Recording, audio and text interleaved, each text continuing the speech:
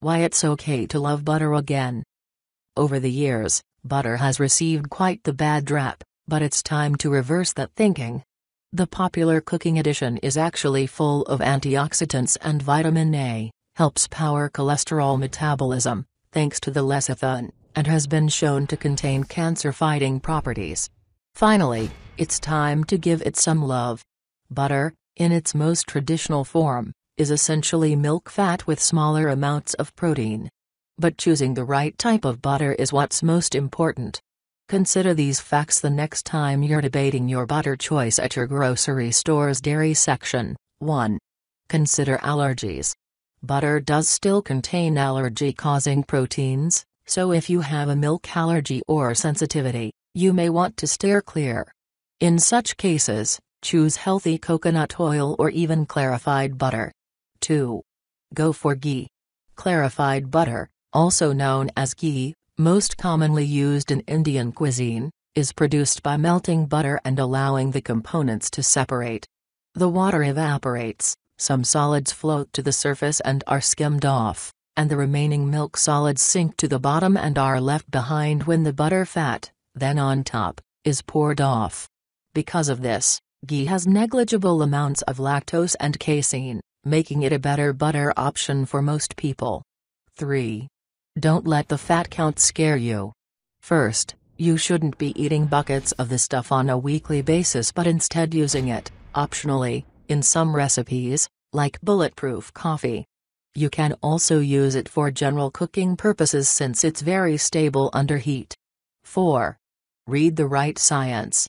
A study performed more than 50 years ago by American scientists in cell keys triggered the low-fat craze and gave butter and fats a bad rap.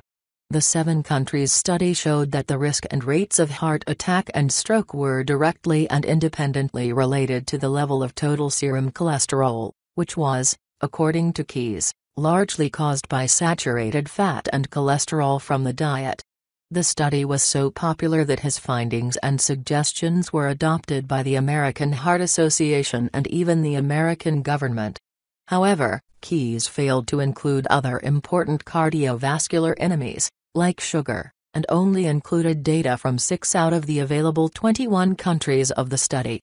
Then, in a 2014 review of his studies, scientists found that current evidence does not clearly support cardiovascular guidelines that encourage high consumption of polyunsaturated fatty acids and low consumption of total saturated fats.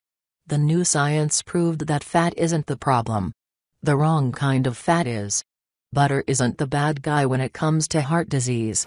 Trans fats and rancid vegetable oils, canola, corn, soybean, etc., are the true culprits because of the inflammation they create inside the body, which leads to elevated levels of dangerous LDL, bad cholesterol.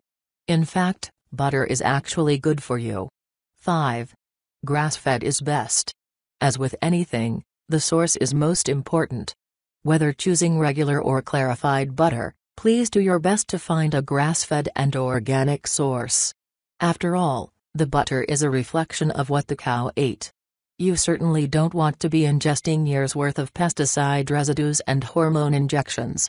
Butter, especially from grass-fed cows, is a significant source of conjugated linoleic acid, CLA, a special type of fat shown to have powerful anti-cancer, anti-diabetic, and weight loss promoting benefits. Butter is also the highest source of butyric acid, or butyrate, from the Greek word for butter, boutron, a very short-chain fatty acid that gets fermented in the small intestine and feeds your healthy gut bacteria, reducing inflammation and doing wonders for the health of your gut. The key to your best butter choices, then, lies in the quality of the production. So the next time you're thinking about nixing butter from your diet altogether, remember that it could actually do wonders for your health.